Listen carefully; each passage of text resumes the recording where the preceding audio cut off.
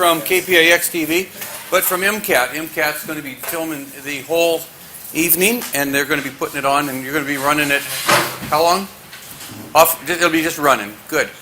And so tonight, to start off with, is there anybody here who we haven't had introduce themselves yet in the previous two nights? Raquel, did we get you to introduce yourself? Were you? Huh? Okay, who are you? Tell us who you are. I'm Raquel Williamson. I actually am the director of sales at the Holiday Inn. And Raquel is the one that has instrumental in comping our rooms for us, and she assures us she's going to try to get a bigger room when we go back to the Holiday Inn. Promise. Now, tonight we can continue to have you folks sign up for a ride. Has anybody not signed up yet for a ride? Okay, see Captain Lewis if you can during the break, and let's get signed up. And is there anybody signed up for this week? Anybody signed up this week? Are you going? Friday night. You're going Friday night. Okay. We got signed up.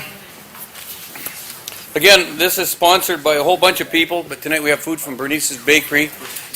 We have Coke products, and rather than keep going and forget somebody, I'll just quit there.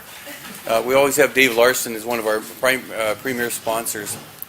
Tonight we're going to be having a presentation of the canine, as you can see. This is Moose.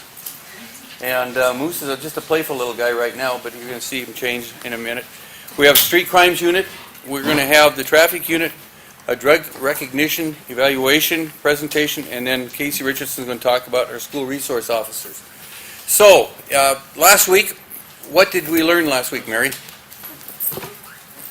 We talked. Scott didn't talk to me about this. Okay, we're going. Quality of life. Field training officer program. How many weeks are there in the field training program? 54 total. 14 weeks in the FTO and 2 in the mini academy, and then 11 to 12 weeks in the academy over in Helena. What are some of the things we learned? Compliance check. Compliance checks, very good. Now, where's Tristan? You haven't got him back yet? They haven't got him dressed yet? Tonight we have some vests, the gun belts, so we're going to have some of the people in the audience sit and wear. And it's real bulky, and you're good to hear from them, and they'll tell you how uncomfortable and hot it was. But this is some of the discussion that we've had about whether we should mandate the wearing of the vest. So we'll have them talk to us a little bit when they come back. So without any further interruptions, we have a lot to cover tonight.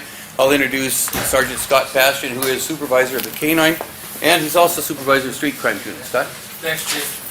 Welcome. We're really pressed for time, so I'm going to just hit over some high points here. A little over a year ago, the staff of the police department determined the need to specialize 3 sergeant positions at the police department. You'll hear from others, but I'm what they call a specialty sergeant at the police department in charge of the K-9 and the street crimes unit. And I'll first talk about the street crimes unit, and then we're going to have our K-9 officers give you a demonstration. So it should be interesting. This is the structure right now. I'm supervisor. This is Officer Randy Whitcomb and K-9 Moose. This is Officer Nicole Pafari. She has K-9 Riker. We decided not to bring both dogs in here because they talk a lot to each other. So, you brought Riker? Yeah. If we have time, we'll show you Riker. This is Officer Manraxa. He's one of my officers on the street crimes unit. So these are our 2 major goals in the street crimes unit. The first one is to aggressively enforce crime with a goal to reduce violent crime, pattern offenses, and drug activity. Right now, we have a structure in the patrol division where we have officers that respond to calls for service. This day and age, it's a very demanding position. They spend a great deal of time just responding to calls to service. So with this unit, the street crimes unit, it's an unallocated resource to handle situations or crimes that we didn't normally have time to take care of. So Sean is not responsible for responding to calls for service, but he is responsible for addressing problems that him and I and the other street crimes officer determined that we need to address. The second goal is the quality of life issues, and I think you guys have already heard a little bit about quality of life. One of probably the easiest quality of life issues to understand that Sean might be involved in is the graffiti situation in Missoula.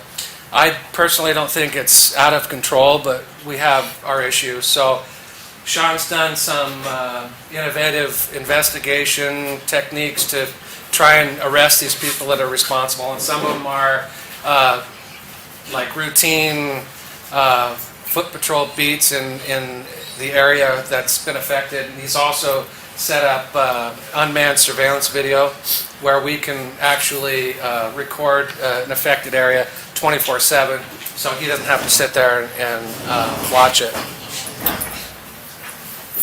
So I'd say use your imagination on what our capabilities are. We might be in plain clothes, in uniform, on a bicycle, walking, whatever we need to do. We also target known offenders and gang members. And I'm going to let Sean talk a little bit about the gang aspect of it.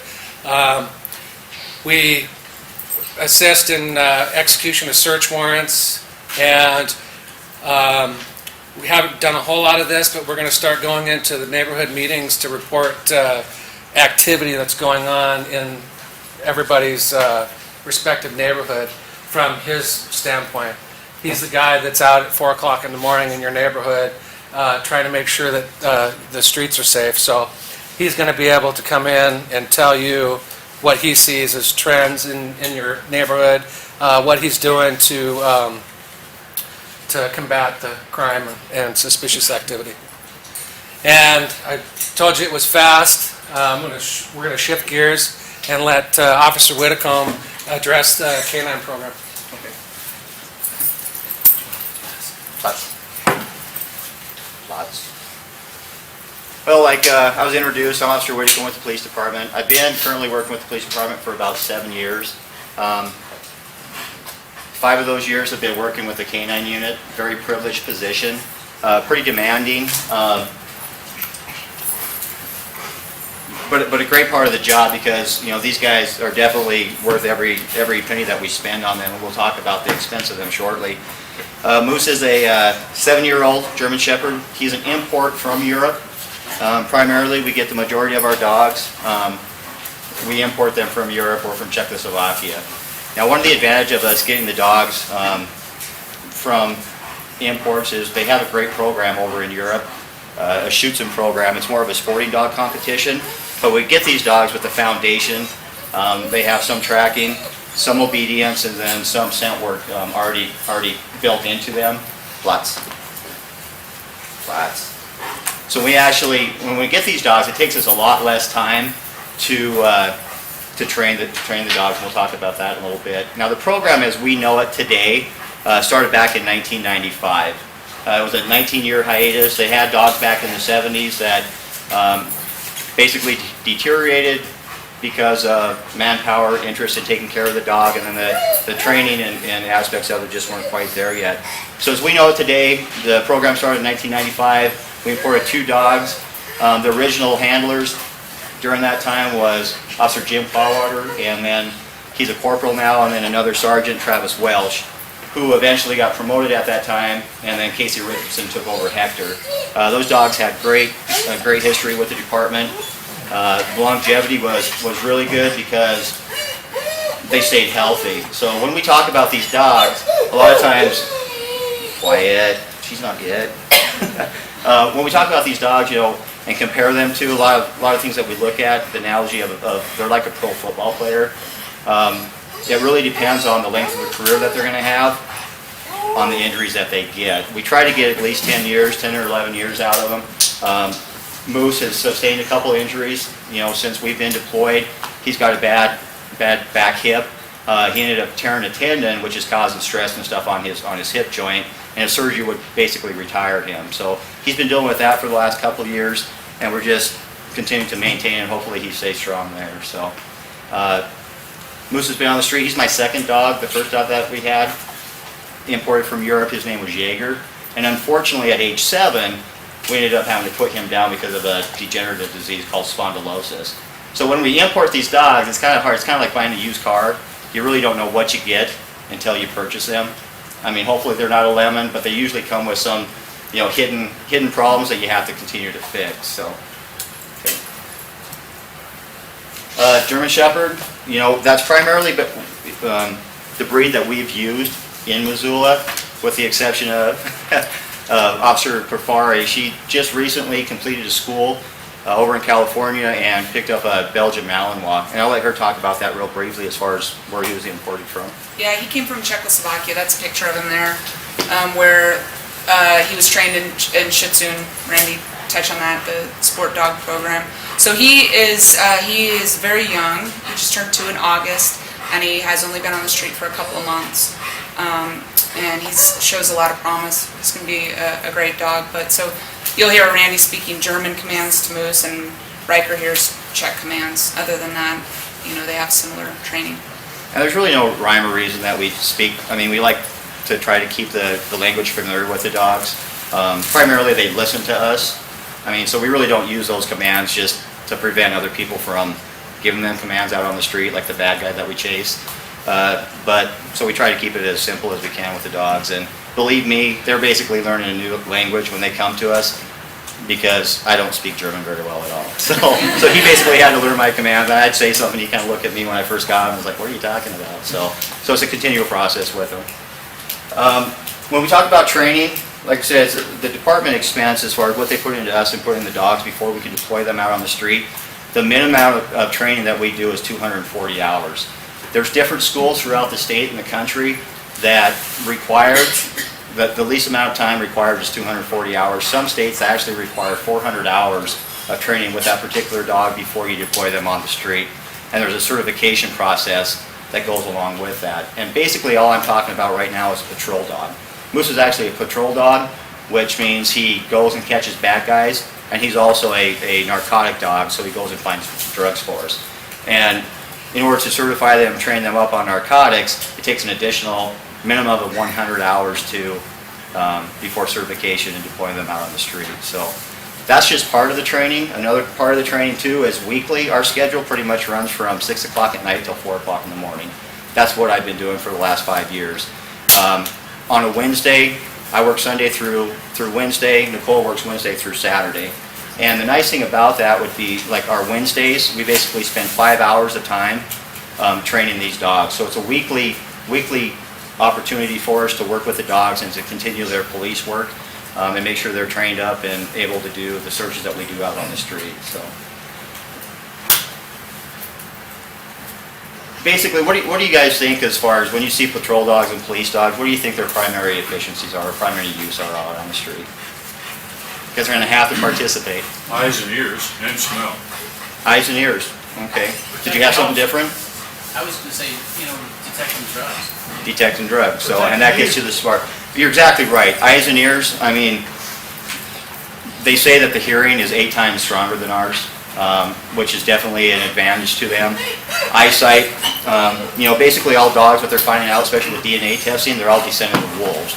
So the advantage that he has with his eyesight is the fact that he has great night sight vision compared to ours. But let's talk about, even more so the advantages is the sense of smell. Moose, we're not playing that. Brakes. Come on, push. Rats. Slide. When we talk about the sense of smell and just looking at the dog's hair, 50% of their function in their brain is for smelling. Who all has dogs in here? Okay, when you take them out for a walk, what are they doing? They're sniffing. They're sniffing. Okay, that's how they get their information, and that's the information. That's why we use them to get information as far as where bad guys go. Comparable, the dog's head comparable to humans. I mean, if you look, they're about the same size, and the lobe that's located that they have for discriminating and for picking out odors, is almost double or triple the size of a human. They say, for example, the human's brain, when we look at our olfactory lobe, it's about 1 square inch diameter when you take it out. When you look at the dog's olfactory lobe, it's about 3 square feet as far as combined. So the majority of their nose is built for sniffing.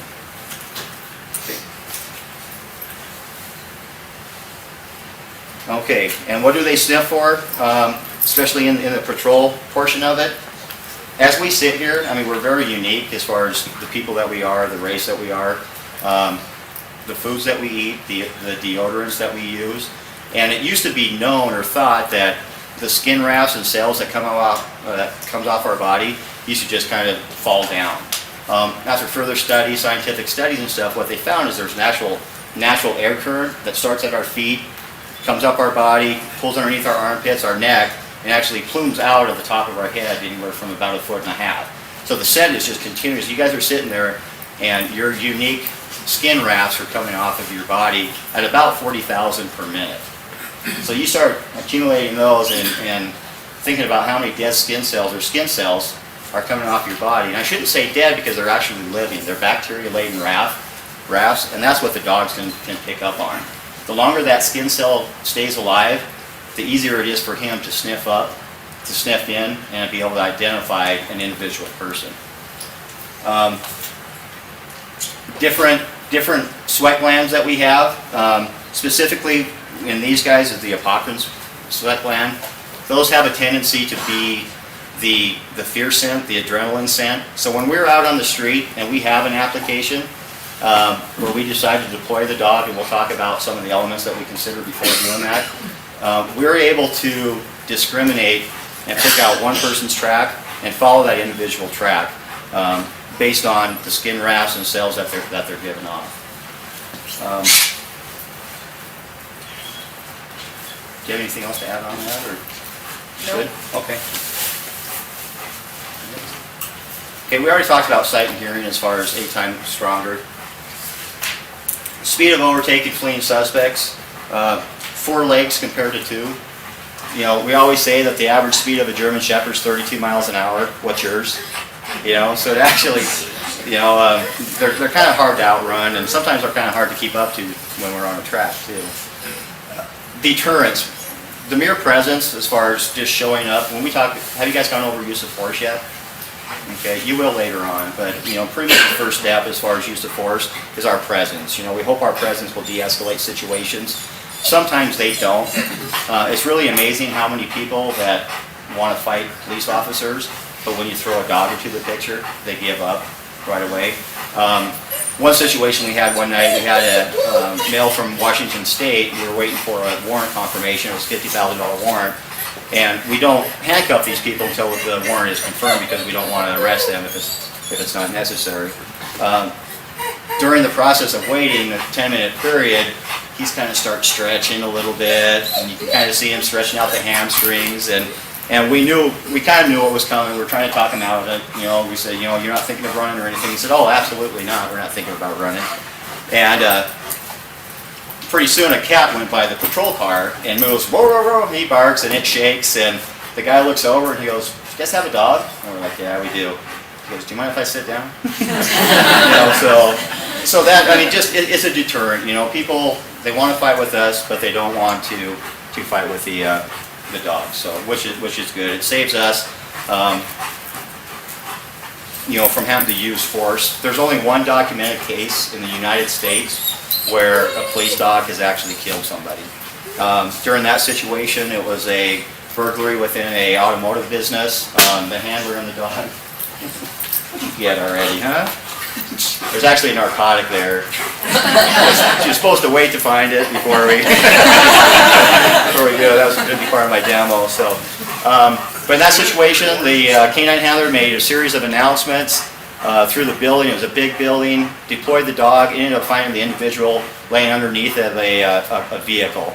We don't train or teach the dogs to bite the head, but they are trained to bite specific, you know, whatever is closest and available. So in this situation, the dog went up underneath the car, grabbed the soft tissue of the throat, and ended up severing some veins and arteries where the guy later died at the hospital. So leave it, Moose. Leave it. Do you have any questions so far? Have to ask questions. I do presentations at high schools, and they go home with you? They do. Okay, and that's a good point. We're talking about some of the uses that we have for them. On duty, off duty, they do. They're with us 24/7. We get compensated for that time. We get 5 hours a week for taking care of the dog. That includes like taking him to the vet and stuff. Here, Goose. Lots. So they stay with us all the time, and it's really interesting to see as far as their drives that we use out on the street. They're totally different dogs. My kids have friends that come over, and he's an at-home dog. He plays with them. He likes his belly scratched just like any other dog. And the comparison that I make is one of my kids' friends is another police officer's son, and his son thinks Moose is just this huge pushover. You know, it's like, oh, that dog won't do anything. Or his dad, if you were to speak to him, who's actually seen him out on the street and in action, speaks totally different. You know, he doesn't want anything to do with Moose, you know, because he knows that when we're working, it's all business. So, good question. Does his disposition change when he knows when he's working? Absolutely. Yeah, 5 o'clock rolls around, he's got that clock in too. You know, he's dancing and ready to go. So it really changes, you know, of course on training days when he knows he's gonna have the ability to go out and bite, you know, he even amped up a little bit more so that. And right now, I mean, you can see how he's trained in our presentations. He's getting amped up. He knows Nicole's gonna grab the sleeve at one point and play with Nicole. So, leave it. Move splats. Building searches. When we talk about building searches, some of the functions that we use the dog on. Does somebody have a question? I'm sorry. Yeah, what happens when you're not on shift? It sounds like you both work the same shift. Do you just not use dogs between 4 a.m. and 6 p.m. or you get called in? We do. We have that. It's great. You know, that you're on a day off, you're sleeping at 2 in the morning and get that call out. So there's certain elements that we follow. We don't use the dogs every single day, although the applications and our stuff are there. Building searches, you know, we'll go through some of the reasons that we use them, but when officers, if we are on a day off or nobody's working, the sergeant that calls us out or determines whether or not a dog needs to be used, we have to see what crime is committed, what threat that suspect is posing to law enforcement and the public, you know, safety, and if they're resisting arrest or evading arrest by flight. So there's a lot of variables to consider. Absolutely, I've been called out, I mean, too many times to count. So, you know, there's usually time to call a police dog if it's warranted to use one. So, yes, sir. How many times a year do you guys get called out to go to other counties or other areas? You know, it used to be quite a few times. This last year it's pretty much slowed down. I think it was 2006. Multiple times. Primarily, I think it was kind of half and half as far as the patrol portion of it, and then half of it was for narcotics sniffs for like highway patrol, probation, and parole. But we've gone as far as Superior. You know, Officer, you know, Sergeant Richardson could actually comment on that. You know, they were deployed quite a bit. Leave it, Moose. So it really depends. It's almost like our department. This is a tool we use. He's a searching tool. So sometimes it takes a little while to get officers to think that and to realize that he's a great tool to use. So some officers and some sergeants actually, as soon as something happens, they think canine, they think dog, where other sergeants might, you know, go and take action other directions. So it really depends. Did that answer your question? Patrolling at the airport, or do they have their own? What's that? You do a lot of patrolling at the airport, or do they have their own? We don't. They don't have their own canine, and we've never been called out. We've been called out from our HIDA, our drug task force, to go search different rental vehicles that come from there, but we've never been asked to search luggage or anything coming through the airport. So. What about situations, is there ever one where you would use both dogs in one situation, or is that? Absolutely. I mean, it hasn't came up yet. I mean, primarily, if we were to have a barricaded subject, depending on the building size or something, we could use one dog for perimeter, and we could use another dog for, you know, actually searching inside the building. So. And that doesn't ever create problems between the animals? You know what? I mean, they're definitely alpha male mentalities. You know, they're two top dogs, so that's something you always have to watch for. These guys, unfortunately, Riker, being a younger dog, he seems to be a little bit more social. Moose, on the other hand, who didn't seem to have those aggressions towards other dogs, on a couple of the tracks that we had during the middle of the night, had other dogs coming in, dog fights going on. So he has a tendency, that fight drive, to think, okay, if I come in contact with another dog. So I do have another dog at home. Females, of course, are never a problem, you know, but other males and stuff, if they show any signs of aggression towards him, he's going, all right, let's go. I'm going to show you that I'm top dog here. So Yes? Other times you get dispatched out that you end up on standby, that you're there just in case. Absolutely. You know, when we talk deploying and there's two big differences there's two huge differences as far as a can call out and a SWAT call out. You know, so if we know that suspects are inside armed, we're going to, you know, use him as a distractant. I mean, being there as a presence, and hopefully, and it has happened, where suspects are like, all right, I'm done, game's over. You know, come on in and get me, but don't send that dog in. So yeah, I mean, it's very helpful. We're not going to send him to a situation just to see if the guy's got a gun. I mean, if we know that person has a gun, he's not going to go in there. If we believe, and unfortunately, I know that there might be a time where if it means an officer, an operator, somebody getting shot in a building, and him going up the stairway first to clear it, and the possibility of him getting shot, it's there. But he's replaceable a lot easier than a person is, so.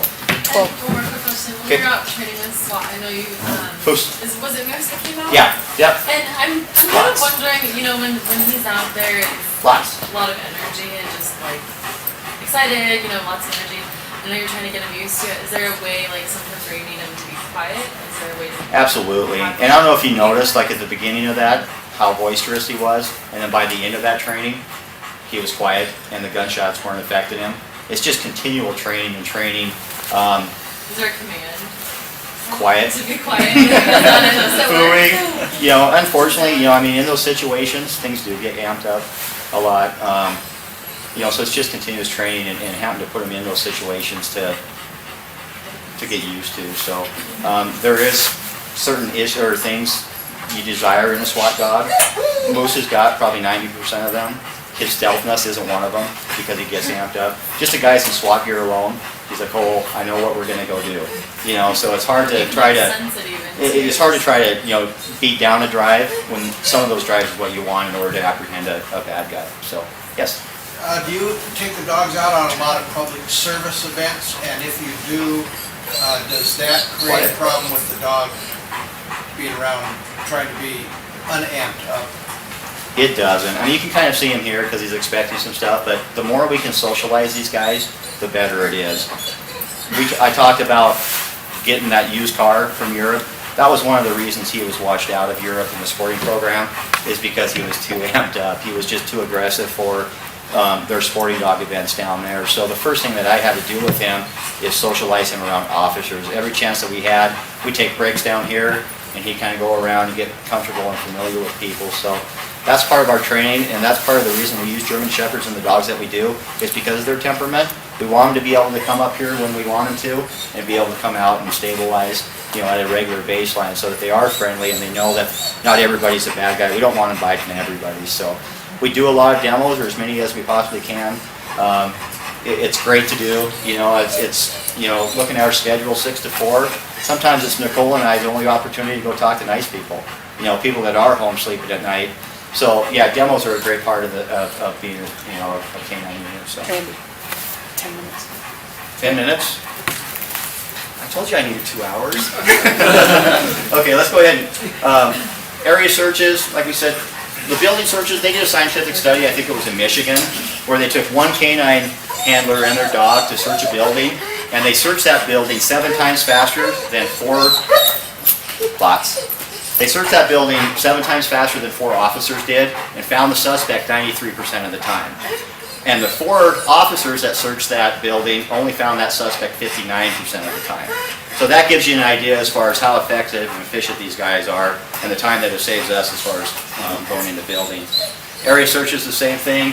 Article, basically anything with porous, people that discard things on thefts, driver's license, guns, we get deployed out to smell and to search those areas, you know, for missing evidence. Tracking, there's a couple things that we look at as far as tracking that we might run into. We've got the tracking dog and the trailing dog. In order to have an effective police dog out on the street, they kind of have to do a combination of both. When we talk about tracking, what they do is they follow the ground disturbances that people leave. We all mow the yard, right? You smell that fresh grass smell, those vapors coming up after mowing your yard. That's basically what he's smelling too. when people go and walk across the yard or they disturb some type of, whether it's gravel or sand, there's vapors coming from there, so that's called the ground picture. And we use a combination of that, sniffing each foot track, footstep to footstep to footstep. But we also have to have them be able to discriminate between odors, like we talked about the scent that comes off. You know, the analogy that we can use is, for example, stew. Everybody's eating stew. You have meat and stew, potatoes, carrots, relish, whatever, everything else you have. And when we smell stew, what do we smell? What's that? Stew. It smells like stew. When these guys smell it, it's individualized. They smell everything that's actually in there. And that's where the combination as far as air scent and the RAS following the trailing portion of it, because there's a lot of people walking around at 2 o'clock, so we need him, when we deploy him on a track, to follow that bad guy and not to get sidetracked on somebody else's scent walking by. Okay?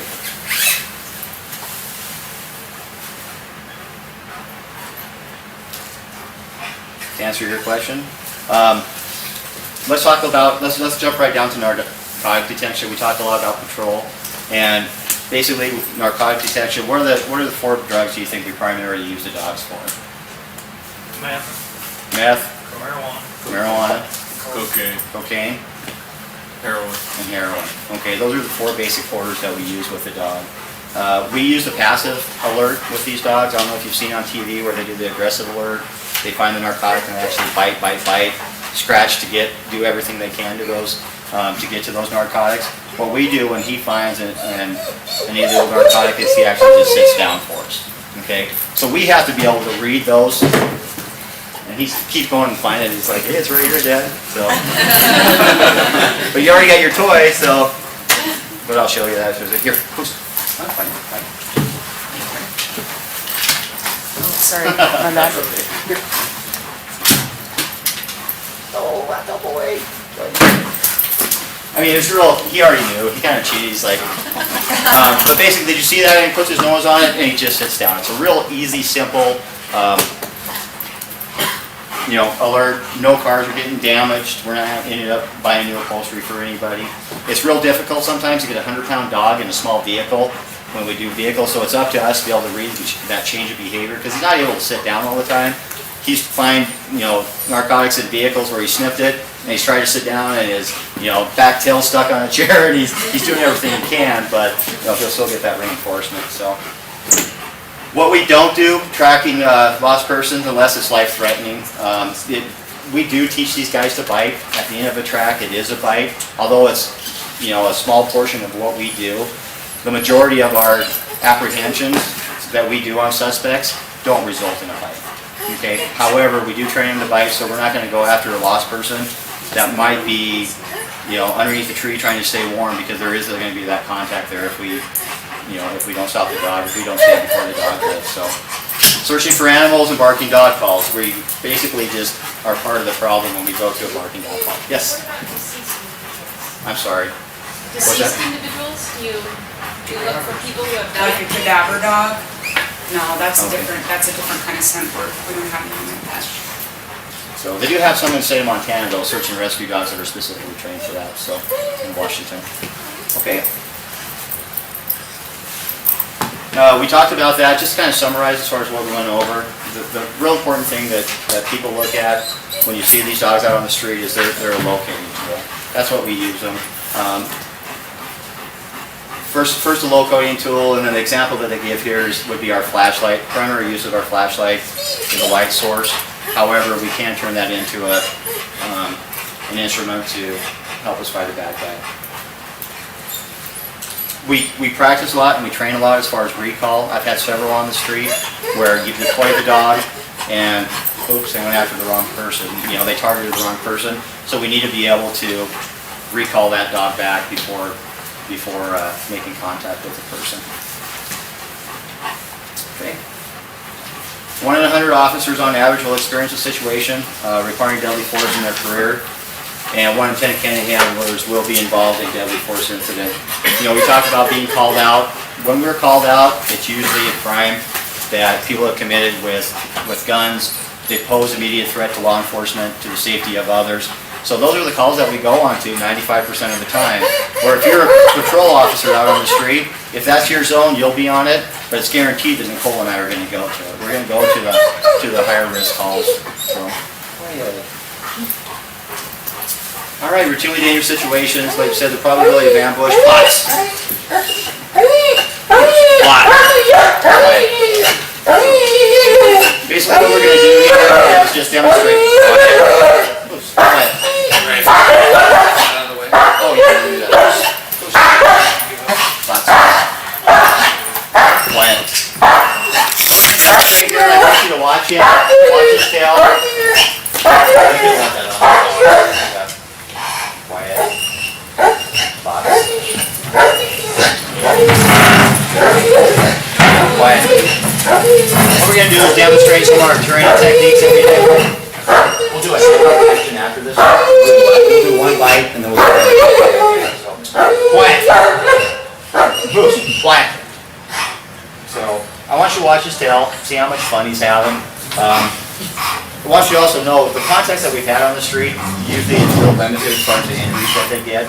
It really depends on the suspect, and the suspect is the one who determines whether or not he's going to bite anyway. We're a find and bite state, so when I deploy him, I know there's always the possibility that there's going to be a bite, but ultimately it's up to the suspect whether or not he gets bit or not, because he's already made the decision to commit a crime.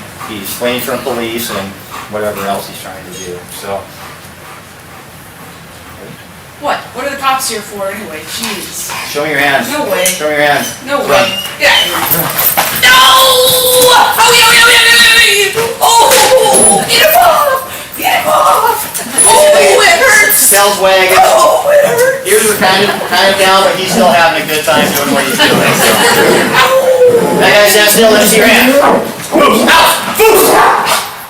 Moose. Quiet. Okay. Of course, after a situation, you've seen the hands live. You want to go make sure your suspect is not armed. They might not have anything in their hands, but they still have the availability of reaching in to get their weapon. So, live.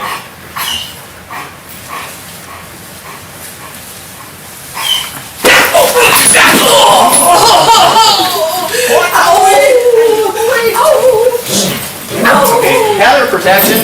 I've been told that when these dogs are actually, we'll train, but the force that we use say that when it's an officer or a hand of protection problem, dogs hit a lot harder. I mean, their primary job is going to be to protect us. So, that guy, let me see your hands. Move! Move! Move away! Move! Move!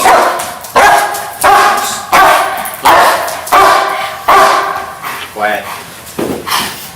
Any questions?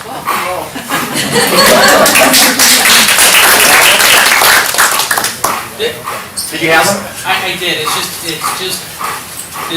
the barking thing just a natural thing he does afterwards, or is that also trained in there and just reinforced?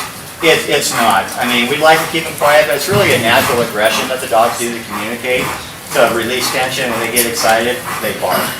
So. What was the question again? Can you repeat it? The question was, do the dogs just naturally bark if we train them to bark? We actually spend more time training them not to bark, and show that aggression, so. Were you on the call in Lowell? I was.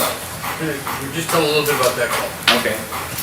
Talking about being deployed with other Missoula County Sheriff's Department one day, called up, and I was home, and they had a fleeing suspect. He was wanted for a probation violation with a history of narcotic use, drug use, and then possession of weapons too. So we went along Lolo Creek.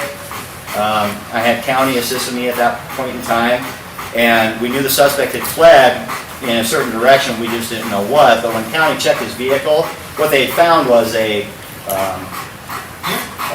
pistol holder with no pistol in it, some ammunition. So the chances of that person being armed are pretty high. So we went ahead and deployed. We didn't make announcements because we wanted to go stealth. He was offline, and of course the area over there is real dense, a lot of vegetation. It was along Lolo Creek. So we proceeded to track, and a couple miles from our location, a home was burglarized, and the female that was home found a her pistol was missing and a box of ammunition. And the magazines were taken, but the pistol evidently wasn't supposed to have any in play. So, long story short, we went down to that location, initiated another track. It kind of changed the ball game a little bit because, now we know the guy is armed. And the situation that we ran into there, it was getting dark very quick. We had just activated SRT, which is their response team, their special units team, and then we're also calling up our SWAT team. But the disadvantage that we had was the bad guy knew we were chasing him. He was now armed, and if we were to do anything at night, it was definitely going to be a shootout with him. I mean, we had no doubt that he was going to do a suicide by cop. We did a sweep of the area to kind of check, make sure that we weren't going to just get picked off, by sitting there and talking. And, Moose did an exceptional track, went over some fences, through a few backyards, down to the creek bottom. And I'm on a 20-foot lead, of course, and it's my job to read him. I mean, I'm trying to get cues from him, whether or not we're close. It's the cover officer's job to protect me. So we go through the bushes, and there's slack on the long line, and it usually tells me that, okay, we probably got a fish on, right? I mean, it's probably done. Luckily for us, he laid down right on his backtrack, and Moose, like I said, we don't train, but he was laid directly towards us, so I actually did a head bite, which is very uncommon, but thankfully it happened at this time. Suspect was unable to get his gun, which was positioned right by him, and Moose was just like a movie, went and got his shooting hand too. So it disabled him from picking up the weapon. And long story short, we just basically saved some lives. And he made the comment to officers afterwards at the jail that the dog saved his life because he had every intention to do a suicide by cop. He was going to take as many of us out as he possibly could because he didn't want to have to go back to prison. So he saved, he's done that several times where he thought people had weapons and they're worth their weight in gold. So. What we'll do is have Randy put Moose back up, and then could you guys come on down? We're going to have traffic right now. Okay. And then at the break, you can kind of mingle people. You can ask them some questions and during the break. Sure. All right. Thank you. Thank you very much.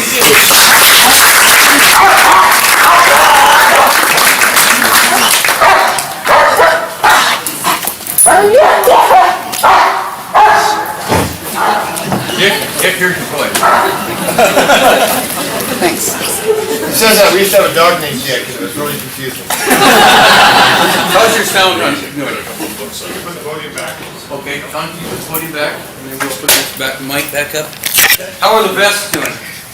You doing okay with the vests? Yes. Oh, yeah. Huh? It's a little loose. It's a little loose. Well, I think that's Casey's, so he's lost a lot of weight lately, though.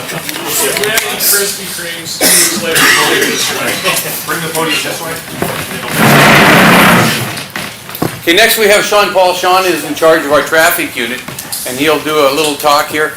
And for all of you who have traffic problems or traffic issues ever in the future, you just want to call Sean, and he is really good at taking care of all the problems that we I don't have any fancy dogs or anything like that, so hopefully I'll keep you awake tonight. I'm Sean Paul from the Missoula Police Department. I've been in the police department for about 12 years. I've been a supervisor for the police department for about 7, and in the traffic unit for about 5 years. We're the guys out there that you see writing tickets and responding to crashes. Did you all get the handouts for the traffic unit tonight? This is the purpose of the traffic unit. People think our job is to go out there and find whoever we can, pull them over, jack them up, and write them a ticket. This is our true purpose of the traffic unit.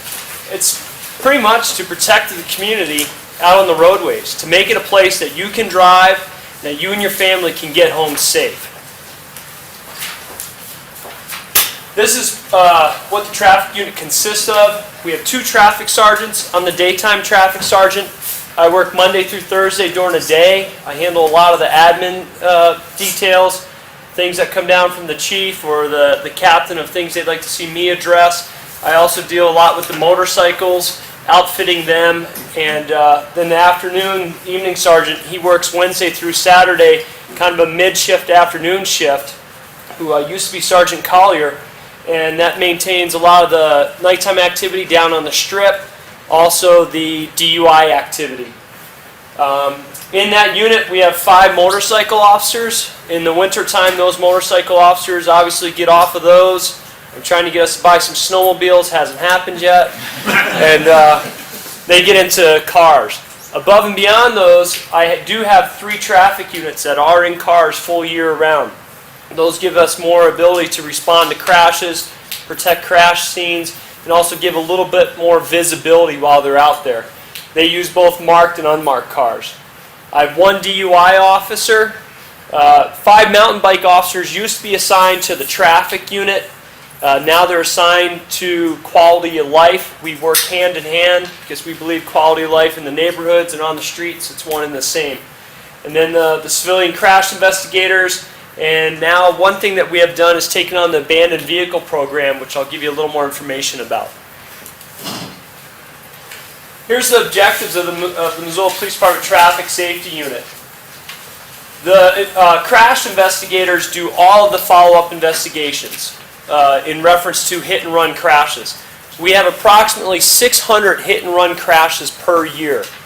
Any of those that come in that have any chance of having some sort of lead to them, they get assigned to the crash investigators. The crash investigators also handle about 74% of all crashes. Those other ones are taken by patrol officers, the call for service officers, either because a traffic investigator is not on duty or they're already tied up with other crashes. And then we have follow-up of all the hit and runs I already talked about. The things we try to do is, and this is very important for us, to tell you that we don't just go out and write tickets, is we like to go out and find out where the traffic crashes are occurring. We use both city data and state data. We locate those areas. If you go on the city website under the police department, each month we identify the top 10 locations for crashes, a lot of those being on Reserve Street and Brook Street. We find out when they're occurring, what time of day, what the offense is, and then we assign our officers to those areas based on that data to try to impact that crash, the crash area. So it's not just go out and write tickets in your little, what people call your little honey holes or speed traps. We try to actually influence these areas. Now, of course, sometimes in neighborhoods, to improve the quality of life in neighborhoods, we do need to go to places where the speed limit is 25, where it drops down from 35. Because if you live in that area, you don't want people doing 35, 45 through that neighborhood, especially if you have children. So that is the main purpose of the traffic unit. It's not just to write tickets. Also important in that is the education to the community. We can't just go out and enforce laws if people don't know what those laws are. So by doing things like this, by getting on the radio, on the TV, doing high-profile things that we put on the news, when we go out and do pedestrian operations to enforce pedestrian laws, we put it out on the news, all over the radio, the TV, so people, the awareness is raised in reference to that event, why we're doing it. If we don't write a citation all day, that's great. The goal is to educate the public in reference to the laws that we enforce. The goals of the traffic unit, these are some new goals that we've come up with, because we can go out and try to influence crashes all day, but are we doing a good job? So these are year-to-year goals that we're trying to influence. We want to reduce overall crash rate. Can anybody guess how many reported crashes we have per year just in the city of Missoula? 1,000? Approximately 1,600 crashes per year in the city that are reported to us. We also want to reduce the number of DUI crashes. About 13% of those crashes involve DUIs, whether that's drugs or alcohol. We want to reduce the number of pedestrian and bicycle crashes. Obviously, the potential of injury and death is much higher if you're a pedestrian or bicyclist. And the overall quality of life within the neighborhoods. If people are speeding around those traffic circles, if you want your kids to go out and ride their bicycles or cross the street to go over to their friend's house, we need to slow down the cars in the neighborhoods. We need to work on parking complaints in the neighborhoods and keep those nice, livable places. The motorcycle officers, their main goal is enforcement.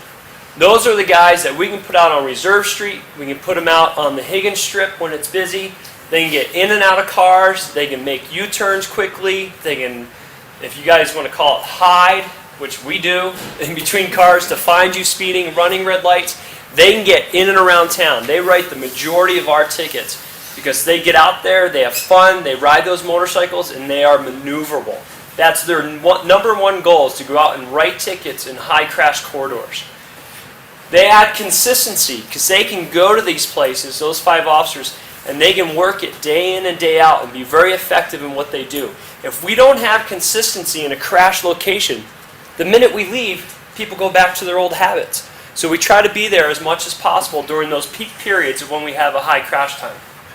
Education, again, I talked about that. It's key in reference to what we do, because you all need to know what the laws are in order for us to gain voluntary compliance, so you will abide by them. This here, you can see us, this is our enforcement. The little kid was messing around out in the neighborhood. We work different events, a lot of PR events with the motorcycles. They're high profile. This is Special Olympics down below there. Up top, that's escort of a military unit that just came back from Iraq. The traffic cars add to our enforcement.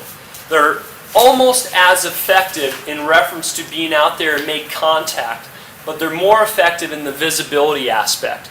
If you go out to Reserve and Mullen, which is one of our worst intersections in the city, and you see a police car, you're going to behave. The minute we leave, you don't behave. That's why so recently we've been trying to use unmarked police vehicles. We're using unmarked police vehicles and calling the media and putting it on the news because we want people to know, even though you don't see us, we're still out there. So we're trying to use that more often to gain voluntary compliance. People know if you're not around, if they don't see us, they're going to make that illegal U-turn, they're going to go through the red light. But if we start working more traffic enforcement with unmarked cars, we'll raise that awareness of you never know where we are. So you got to behave even when you don't see us. This here is a traffic officer. We are used to supplement sometimes when incidents come around because we're not tied to the radio and the calls for service. We can help with big calls. We can help with, this is fire notification of the Black Cat fire this year. We were able to take those officers from some of their traffic assignments and put them out there to help with other issues. And then they also respond to crashes. The city did a survey about 5 years ago, and one of the largest complaints was parking issues. These traffic officers are assigned zones within the city, and they go to those zones every day and they issue parking citations. That's a newer program that we have, so we're trying to gain a little more voluntary compliance. Again, be consistent in issuing parking citations. It's amazing how many people, it really upsets them to see in their neighborhood cars parked the wrong way, blocking yellow zones, driveways, fire hydrants, and that's the traffic unit's job to respond. Next, I have a DUI officer. That one DUI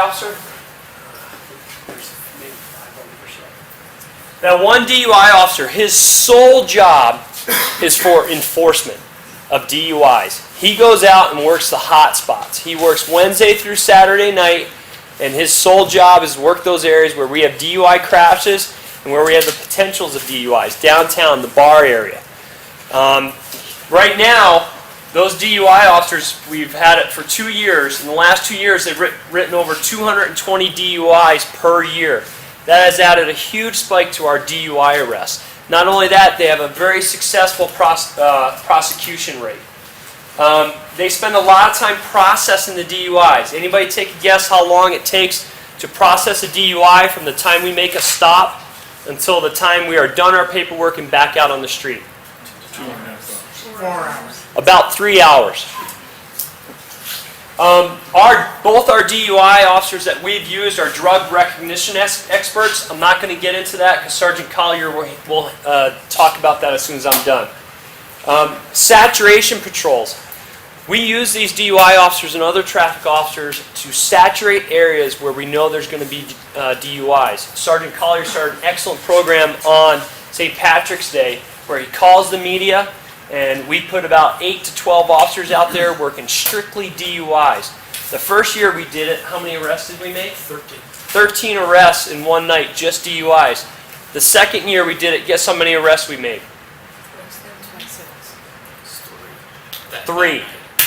The purpose is You put a bunch of people out there, you call the media, you let everybody know we're out there and doing it and how many arrests we made. We couldn't find any drunks out on the street. I'm sure there were some out there, some that got away from us, but that deterrent took away our ability to make our arrest, which is our goal. We'd rather go out there and not make a single arrest because every contact we make, people are sober. This is the influence that the DUI officer in the police department has put on DUIs. Over the last several years, our DUI arrests have increased. We have made it an emphasis of the Missoula Police Department. It's been recognized all the way through the state and the Montana Department of Transportation of how successful we've been. You can see some of the increases that we've had in there per year in reference to the DUIs. This really shows it. Over 5 years, we've more than doubled our DUI arrests. We're hoping to get another DUI officer next year. That'll be 2 full-time DUI officers. It's not that there are more drunk people out there. It's that these positions have given us the ability to make more contacts. I told you how long it takes to process a DUI. If that's a call for service officer doing that, they're taken off the street from taking calls. Or if they're busy taking calls, they don't have time to look for DUIs. So by the department putting an emphasis and making it a priority, we're able to make more contacts by doing that. The mountain bike patrol, I'll just talk briefly about because Sergeant Richardson is going to cover this in the Quality of Life program. They used to be part of the traffic unit. They work very well with us in the downtown area in reference to pedestrian and bicycle laws. They also have many other facets that they cover, and I'll let Sergeant Richardson cover that after I'm done. The crash investigators are very busy. We only have 3 of them. One just retired, so we have 2 right now. Like I said, the city has over 1,600 per year, and they cover about 73% of that. They investigate and do all the reports. They do all the hit and run follow-up. Like I talked about, they follow up all the hit and runs, and we have over 600 of them per year. They are certified crash reconstructionists. This isn't just you go out and say, okay, you ran a red light, you were speeding. They have the theory of crashes down and where a car could have been coming from, why the skid marks are the way they are, why they're as long as they are, what the dent in the car can tell you about how fast the car was going. They also respond to, say somebody dumped a bunch of wood in the middle of the street. They'll respond to that to help clear it out. They'll respond to, they assist with the parking violations and also the abandoned vehicle program, which I'll talk about here. The abandoned vehicle program is a newer program for the city. Before, what we would do is we would get a complaint of an abandoned vehicle in the city. An abandoned vehicle could be one that's trashed and burned down in the middle of the street, or maybe a college kid who used to live in a house across the street, graduated and left school, and it's been sitting there for several months. We used to just respond to those, put a notice on them, and 5 days later come back and see if the vehicle's still there. If the vehicle was still there, we would turn it into the county who would do the civil processing of that vehicle. You have to notify the owner for 30 days after you tow it, and then you hold an abandoned vehicle sale, you sell the car, and you try to keep the program running with what proceeds you can make through the abandoned vehicle sale. You can see how many we deal with. We've had over 1,100 calls of abandoned vehicles reported since we took over the program July 1st. We're averaging around 200 per month, give or take. Last month we only had 143, but the month before that we had 233. So it's a heavy call load. Out of all those vehicles, you can see the numbers there of how we turn them around. Only 9 of those vehicles were claimed. So it's not a high turnover. These people are dumping these cars. Some of them are nice. We made a couple $1,000s out of one car last month. But before that sale, we only made a couple $100s out of the most expensive car that was out there. It's a losing proposition for the city because it is expensive to run. Right now, we have a full-time officer who does it. We just went through the process of hiring a civilian to do the processing of all those abandoned vehicles. So that's who will be processing these vehicles. In the meantime, we have a large group of volunteers that come in and they help us with the processing of those vehicles. They go out and tag them, they check them in 5 days, turn them into the civil processor, and then we process those vehicles. Yes, sir? Do you just do the vehicles, or do you do boats, campers, and things like that also? Boats and campers fall under a different city ordinance. They don't fall under vehicles. So we can't go out there and tow them out underneath the abandoned vehicle law. What we can do is go contact the registered owner if we can find one through a VIN number or plate number, and we can ask them to remove it. If they don't, under city ordinance, we can cite them for that. A lot of problems is if you get trashy stuff left behind, it's hard to find the owner. The ones that aren't, and they're just leaving their boat out there or the trailer out there, they're pretty good at getting it removed. Yes, sir. There's a fee that we all pay called a junk vehicle fee. Does the city get any of that now that you've taken over that program? Let's say we have 100 vehicles for an abandoned vehicle sale. Let's say we sell about, and this is really about the average, maybe 20% of those vehicles. The other 80 vehicles, we turn them over to the junk vehicle program, which is a county program, and the state reimburses the city $85 for each of those vehicles. That's where your money goes to. The city uses that money to offset the cost of towing them and bringing them over to the junk vehicle sale and then getting crushed. Even with that money, I think we're just a little bit still in the red after holding 2 sales going on our 3rd. Yes, sir. Do you check the complaints against, say, the registered address to see if parked in front of somebody's house? We definitely do. Sometimes it's just a neighborhood dispute, and this is where the traffic unit and the quality of life unit work hand in hand. It could be a person who, they have definitely college houses, 4 or 5 kids that live in it. And they have 4 or 5 cars. Never mind, then they have friends coming over. So one car is never used and just left out there. Or maybe you have a household where a guy likes to have his, nice sports car in the garage, so his other car stays out there, but he rides his bike to work all the time. So we get calls like that all the time. When a person gets there, they run the plate, they find out who owns it, and if it's a volunteer, they'll bring it in and we can make the phone calls, or if it's one of our crash investigators, they'll call the registered owner or go knock on the door right there and say, hey, do you know you have an abandoned vehicle out here? It's been reported as abandoned vehicle. Okay, you're using it, but it can't be stored on the street. That's the actual law that we use for those type of situations where the person just doesn't have room. They're just storing it on the street. It falls under some of the same guidelines. Do we have anything else? There's one more. Are citations issued to people who leave their vehicles? Yes, because a lot of times people will play that game who are just storing their vehicle on the street, and they'll just move it down, half a car length. That's considered to be a moved car and not an abandoned car. But they are still storing it on the street if we can prove that they're not using it. In the wintertime, that's really easy to prove. We have a way of marking the tires.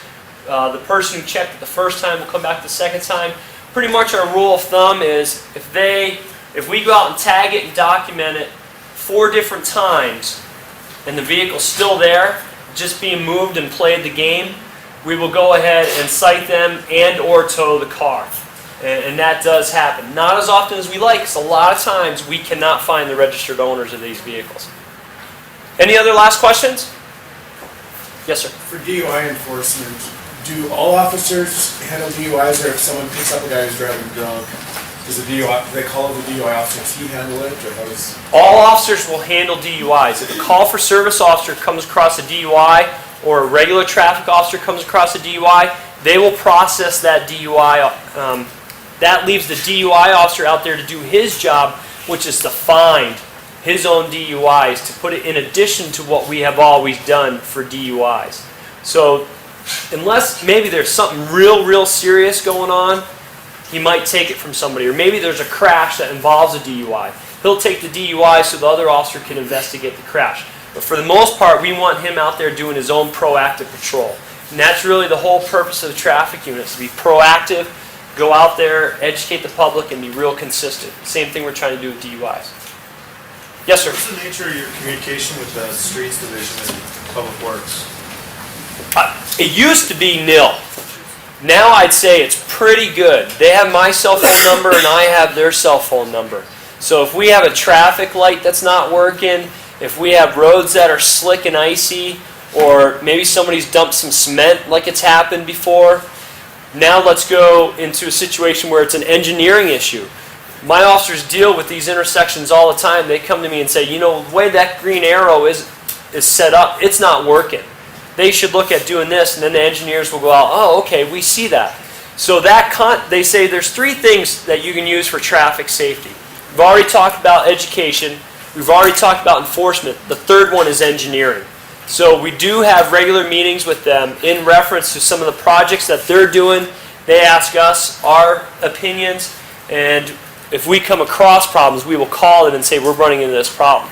We had a lot of those issues when they did the whole malfunction construction, and they did stuff in reference to their engineering books, but when you go out there and drive them every day, it just wasn't working, and they're working on curtailing some of those activities, or some of that construction. Anyone Yes, ma'am. ever showed up to retrieve the vehicle after it's already been replenished? Yes. Wow. Part of the reason that the county turned the program over to us. If we document it well, which we do, because there is a civil liability on us, there's really no recourse for them as long as we follow the law. So it is a very detailed position that this person needs to know what the law states, follow the rules, and we have to hold all these records for 8 years. And people do come back, and even though the car was completely junk and in our eyes worth maybe $50, of course to them there was a part on it that they wanted for their classic car. Now the thing's worth $5,000, or they had all their tools in there. Man with some experience in dealing with abandoned vehicles. One of our volunteers who puts in many, many hours. Yes, sir. When we go out and we do abandoned vehicles, what we'll do is we go onto the computer, and needless to say, like Sean says, there's numerous abandoned vehicles out there. So we'll take what we can think we can handle in a day, which is anywhere from 5 to 10 to 15. When we go out there and we find that particular vehicle, we actually go ahead and put a sticker on that car that says that that car has been there, or warns the individuals that they have 5 days to move that vehicle, or it could possibly be towed. And so we put the sticker on there, and then we mark on that car the date that it has to be moved, and then our volunteer number goes on the car so they know who paid.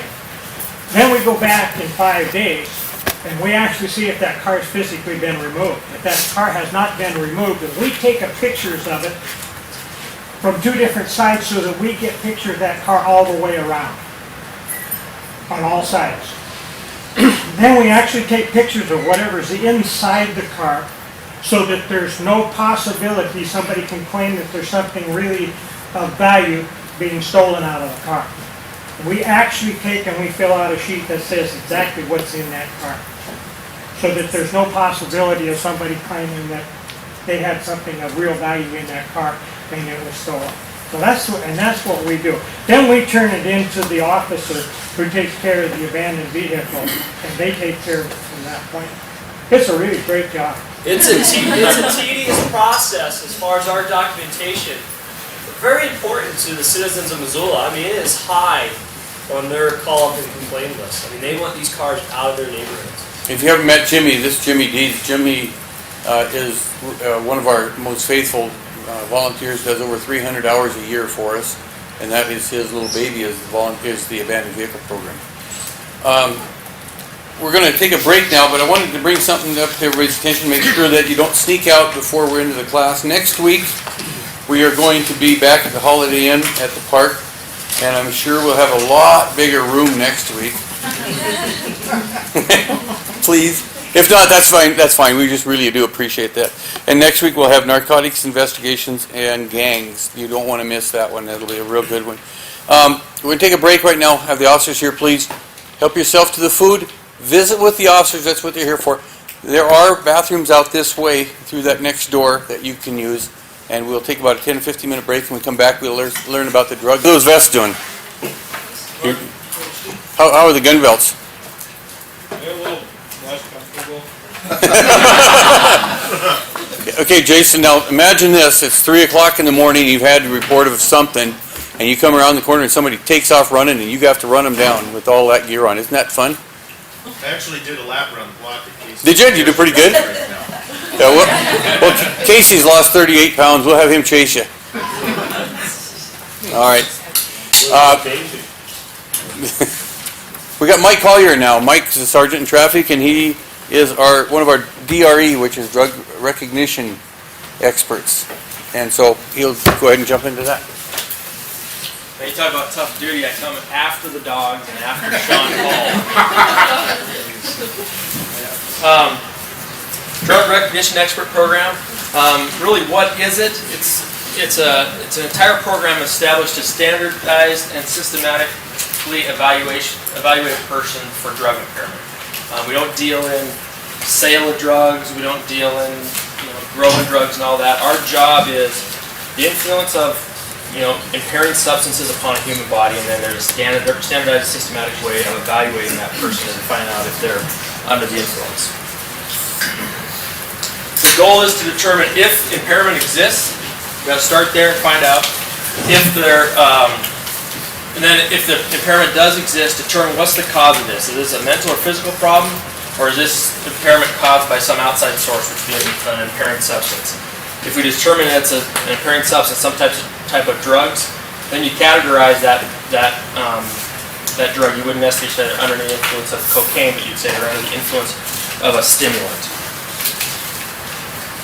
This is a better way to look at it. The person's brought to you and you determine, is there impairment, yes or no? If no, the person's released. And we'll talk about how we've done that in some other instances. If yes, okay, now what are we looking at? Are we looking at a medical problem, or are we looking at impairment from some type of drug or impairing substance? If we determine that the impairment is for a medical problem, then immediately provide them medical aid, or if it's not an emergency, encourage them to seek their own treatment. And then, like I said, if it is caused by drugs, then we not only say, yeah, they're under the influence of drugs, but we say they're under the influence of these different categories of drugs. The history of the program, it's pretty new in Montana. We started it, we're the first agency in the state to have it, and that was in 2002, but it's been around since the 70s. And the way it started was you have LAPD officers down, motor officers particularly, were stopping people look impaired, they take them and test them for alcohol. How'd you test it back in the day there, Chief? It's something to do with balloons and gases, right? Anyway, yeah, they get the toxicology back, or the results for the breath sample back, and it's not alcohol. So they take them to the hospital, and they draw their blood, and the doctor makes their observations on them. And it's kind of a rough deal. Well, now the guy pleads not guilty, and it's time to take it to trial, so they say, hey, well, let's subpoena the doctor and the police officer and the person that drew their blood, and they'll testify to this. And they did that a few times, and guess how that went over with the local medical community? They said, well, we're docs, we're not DUI cops here. And it kind of worked a little bit, but it wasn't a good relationship. Throughout the years, though, they built a lot of data on this, and they started comparing, hey, look, every time a guy's under the influence of cocaine, we see this and this and this. Every time they're under the influence of heroin, we see this and this and this. So they started getting a pretty good database of information just on their own through the 70s. This caught the eye of the federal government with the NHTSA employees. NHTSA is the National Highway Traffic Safety Administration, and they're the big traffic safety gurus. They funded a study with Johns Hopkins University, a world-renowned research university, to find out, hey, does this stuff work? Does all this stuff that the cops are seeing, does it really work? Does it add up to be drug impairment? So NHTSA did their big study in a controlled environment, and then in 1985 they took it to LA and they did a field study on it. And you can see, it's incredible that 98.7% of the time using this protocol, they found this person's impaired. 91.7% of the time using this protocol, they said the officer could accurately predict the category of drugs that's impairing this person. In 1988, NHTSA and the IACP, which is the International Association of Chiefs of Police, officially adopted the program, and they co-regulate that program to this day.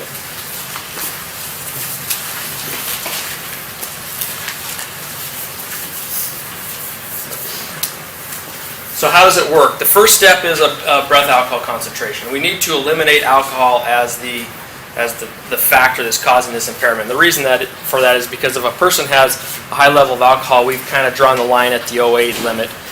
The alcohol just really masks everything that we would see from that point on. So generally speaking, never say never. If a person's a 0.08 or higher, we don't do a drug evaluation on them. But if the BAC is either a no reading or a low reading, then we'll proceed from there. The next thing we do is interview the officer who's arrested them or who's had all this contact with them. And we want to know everything that they know about it. Did they stop them on a traffic stop? Were they involved in a crash? We want to know everything that the officer saw, heard, smelt, maybe even touched. I hope they didn't taste anything, but we want to know everything that they know about this situation. If they conducted any searches, what was the result of that? What kind of admissions has this person made to you, and so on. It brings us kind of up to speed as to what everything we can possibly know to this point. Our preliminary examination of the person is generally medical type stuff. We advise them of their rights, and we kind of look them over and get a feel for what's going on with the person. And we take their first pulse reading now. We take 3 pulse readings throughout the 12 steps. Can anybody take a shot at why we would take their pulse 3 times? When people are anxious and so on, when they first have contact in a kind of an unfamiliar setting, their pulse is through the roof. So when I get up here, my pulse is 120. Y'all thought I was probably using meth. But as this thing's going along, you become more familiar and you kind of relax a little bit. And that's the same thing with an unimpaired person. They may come in, have a pulse of 110 because they're face to face with the police here. We take it again about halfway through and then we take it again at the end. And generally, as people become used to being around us and realize we're not beating them up or doing anything to them, that settles down. Now, if that pulse keeps racing the whole way through, that means something to us. Eye exams.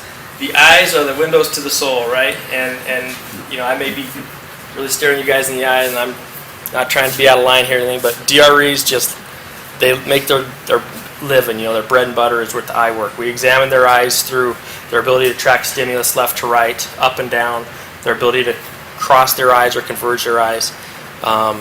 We examine their eyes in 3 different lightings, which is just normal room light, also in direct light, and in what we call near total darkness, which is the absolute minimum amount of light necessary to see the pupil size. We also examine how the eye reacts to light. So there's a lot of stuff goes into eye exams, but there's a good point to remember is a lifelong drug addict or an experienced substance abuser can control some things, right? They can probably control the way they talk a little bit, the way they manipulate their fine motor skills, but they don't control their eyes, and that's why it's such a valuable tool. Divided attention test, a lot like what you see on the street. We do the walk and turn, or you're walking heel to toe. We do the one leg stand, and then we do 2 others, which is Romberg. It's where people close their eyes and balance with their head back, and also finger to nose. So, it's what you see on the street plus a couple bonus there. Vital signs, that's where we get our second pulse. That's we take body temperature and blood pressure along with that second pulse there. Step number 7, this is where I always lose potential DRE officers. Dark room. We go into a room and we shut all of the lights off for 90 seconds.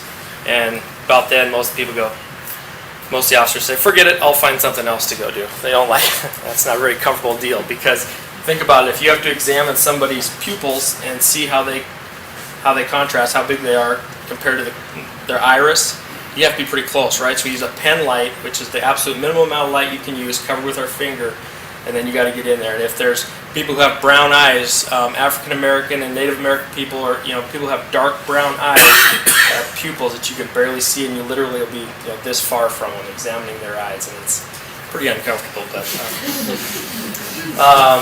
next is to check muscle tone. Different drugs do different things to your muscle tone. They can make you real rigid and hard, or they can make you flaccid or have no effect. Signs of ingestion.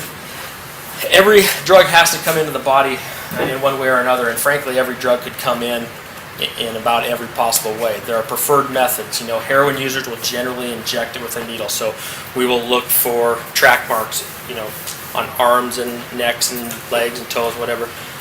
Smoking methamphetamine out of a meth pipe, it's so hot, generally will burn their fingers. If they're chronic user, you have scorch marks on your fingers. Smoking weed, coats your tongue, with yellowish white kind of coating. So there's all kinds of signs of ingestion, and we look up their nose and we look at their toes and all that kind of stuff and find out, how they're getting this substance into their body. Take their third pulse there. And then the interview and interrogation. If you talk to a skilled investigator next week, you'll have a good interviewer here. when they're ready to confront somebody, they know what they're talking about. And that's what we're trying to do up to step 10. We want to know what we're talking about here. We've done all these steps, and now I either believe they're under the influence or they're not. And now it's time to confront them on it. And and sometimes it takes a while. People are ashamed of this stuff, and that's fine. I'm not here to judge them, but we get right at it and we interrogate them about their drug use.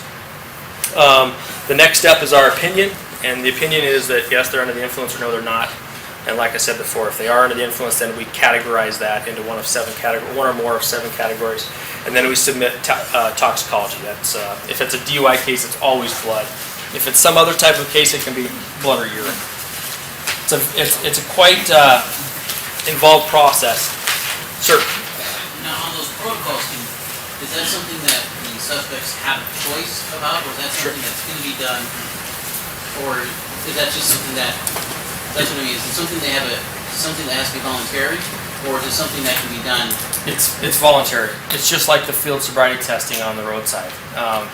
Everybody has the right to refuse any of this. You got to be a bit of a salesperson to get them to go through with it. And sometimes we just don't do it. We had a guy last week that we would have liked to do a drug eval, was way under the influence of meth, but the caution information we had on him in the computer was that the next time police responded, he's ambushing us with his 7mm rifle. So probably not a good guy to be in darkroom with. So, but you got to be a bit of a salesman to get him to go through with it. Ma'am? How long does this all take? Good question. That's just what I was getting to. An unimpaired person who is completely cooperative, I could do it in maybe 35 minutes, 40 minutes. And I've been with some people, we'll see a picture of one of these gals later, who was so impaired, it was like 2.5 hours just to get her through it.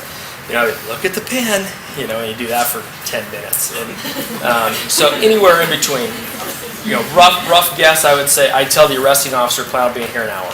This is his case. I'm here, he's going to be here too. I tell him about an hour. So. Yes? I would imagine that these people are so combative and that they would be trying to hit you or spit on you. Do you handcuff them to something, or how do you? No, those people really aren't, they're not candidates to be evaluated. If they're like that, if it's a DUI case, we read them implied consent and try to take a sample of their blood, and then they go to jail. They're not a candidate for this. This needs to be somebody who we feel that we can get them to do enough of this process for it to be of value, and that we can do it safe. If one of those two things isn't going to work, then we don't do it. Sure. So, like you're saying, somebody's so out of it, they're on something. We just skip a lot of those steps and go straight to. Yeah, you're a man ahead of your time. It's a DRE protocol just caught up to situations like that, and it used to have a lot of words like always, never, and shall, and they softened up some of that language. Because some of these things you cannot do. And if for whatever reason you can't do them and you need to skip a step, you need to document it and as to why you skipped it, and you go on to the next one. Sometimes it's a safety reason, sometimes it's due to their physical condition or whatever. You can get away with not doing some steps, but the courts have generally ruled you better have the bulk of this or we're not going to let you give an opinion on it. Okay, here's the 7 drug categories that we deal with. At CNS is central nervous system, so we have central nervous system, depressants and stimulants, dissociative anesthetics, which is PCP basically. They broaden that a little bit because there's some new OTC stuff, but generally that's the PCP category. Hallucinogens, narcotics, inhalants, and cannabis. And what we don't say somebody's under the influence of cocaine. We say they're under the influence of a central nervous system stimulant, because all the drugs in that category will present pretty similar. So if you have a person who's taking their children's Ritalin, which is a stimulant, crushing it and abusing it, they look like they are under the influence of stimulant. They look like they're under the influence of cocaine or methamphetamine or whatever, but they're not. They're under the influence of Ritalin. So that's why we put them into categories. And yes, we did have one of those cases. What we've done in Missoula, I'm really proud of some of the cases we've done in Missoula. The first one, Howard, this was a guy who had 7 prior DUI offenses. He was still driving on your streets, by the way, or trying to drive on your streets. He blew zeros, and we did a drug eval, put him under the influence of meth, and never went to trial, and I could not believe it. And I'm really proud of that because it's a pretty new program in the state, and the fact that the guy's facing an 8th DUI, he's going to MSP, and he pled to it. So I thought that was a very good case. Patrick Sayers, I'll give you his whole name, it's public record. He was the driver from 93 in Miller Creek that was under the influence of marijuana involved in that fatal car crash. Testified in that. He got we got a drug eval on him, and he was convicted of that. Jake Fleming, Jake F. He's not here anyway. I guarantee you that. Anyway, it's kind of a run-of-the-mill story. The only thing I throw it up there is kind of funny. We had about a 30-something-year patrol sergeant sitting at a red light a couple years ago, and Fleming found in his heart to rear-end him, and so I did the drug eval on him, and he was under the influence of methadone. But, all prosecution stuff, all putting people in jail, right? It's a very important part of what we do. But in that turkey, it's a small part of what we do. I'll take another one there. Oftentimes we don't deal strictly with DUIs. The way we got into this Tony case was a gal brought her daughter to the police department, said, I think she's smoking weed. She says, no, I'm not. Drug eval is done on her. She's under the influence of marijuana, and that spins this huge case that turns into a big federal distribution case where Tony was selling cocaine and methamphetamine and had a bunch of firearms in a school zone. So it went from a 16-year-old girl, under the influence of marijuana, and we spun that into a full-fledged investigation and a big federal case. Bruce found it in his heart to nearly strike one of our cars head-on down there by the TNC Lounge. He got out of the way. We got him stopped, put him under the influence of meth, and used the drug evaluation from that guy to apply for a search warrant for Bruce's car, which we got. Bruce had all kinds of methamphetamine and needles, marijuana, and all kinds of stuff in his car. Jerome is a neat case because that one came up from an observation of a student, former drugs and impaired driving student from our department. We get a call on this guy sitting in a car on East Broadway, kind of passed out or, kind of out of it. The officer gets there and he can hear this sound, this obnoxious sound. If you think of taking 2 river rocks and rubbing them together, that nasty, what do you think that was? Teeth. We call it bruxism and grinding of the teeth. And the drugs and impair student says, hey, I learned this from the DRE guys. This means that they're high. So we went over there, we got consent to search, and he had a whole bunch of cocaine packaged for sale out of there. So the first group of successes, we're talking DUI stuff, very important. I'm a big DUI advocate. This stuff is not DUI stuff, but it is also criminal stuff. There's a third way that we've been very successful with the DRE program here. Next one, Sean. And it has nothing to do with putting people in jail, and it has everything to do with keeping people out of jail. James was stopped for traffic offense. They thought he was under the influence. Brought him to us. We did a drug eval on him. We said he's not under the influence, and we had we talked about a confrontation, a little interrogation, and we really confronted this guy about drug use, and he insisted he was not using drugs. And so we said, well, he's not under the influence. He's got some type of problem. Turns out he has a medical problem. He has MS, and his daughter or his sister just thanked us up one side and down the other because everybody in the family knows it, and he won't do anything about it. So had we not have DREs, that guy would have went to jail. It would have been a lawful arrest. It was based on good observations of probable cause. It would have been a lawful arrest, but it's type of embarrassment that he didn't need. He wasn't under the influence. He was having a medical problem. John was a guy we got sent to. People thought he was crazy, and I get there and the medics asked me to drive him home. I said, okay, I'll drive him home, and I put him in the back of my car and I'm listening to him, talking to him. I think something's not right with this guy. I stop and get out and go talk to him, and he had taken 40 Soma earlier. I found his empty pill bottle. He had taken 40 Soma in an attempt to overdose. If I had drove him to his house and said goodnight, he'd have been dead. But I recognized, man, his eyes, he got HGN, he can't talk. I got his pill out, and we got him some medical attention. Another way we keep, not a prosecutory thing, but Eric was a driver in a fatal crash. We generally try to do drug evals on any survivors of fatal and serious injury crashes. And the reason for that is because we want it to be as thorough as possible. And whether you're under the influence or not, we want to know that. We want to document that for you. He was a driver in a fatal crash from last year, and I did a drug eval on him, and he was not under the influence. And of course, he he not only didn't go to jail, he was never even charged. And that's a good service to that driver who has ended up in a bad spot and somebody tragically lost their life, but it really, takes the suspicion off of him. So DRE can be used in a lot of ways. DUI stuff, other criminal stuff, it can also be used to help save people's lives and keep people out of jail when they don't belong in jail.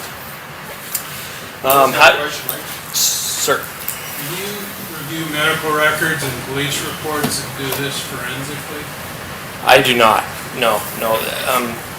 Are you talking about like if they go to the hospital or something? Well, yeah, say you didn't examine the person, but could you review the reports, review the medical records, and get on the stand and express your opinion? I wouldn't feel comfortable doing that. That's a whole new thing that's kind of starting to emerge in the DRE world. They call it DRE reconstruction, where you could take just what you're saying. This guy's vitals when he got to the ER were this guy's toxicology was this, the observations were this.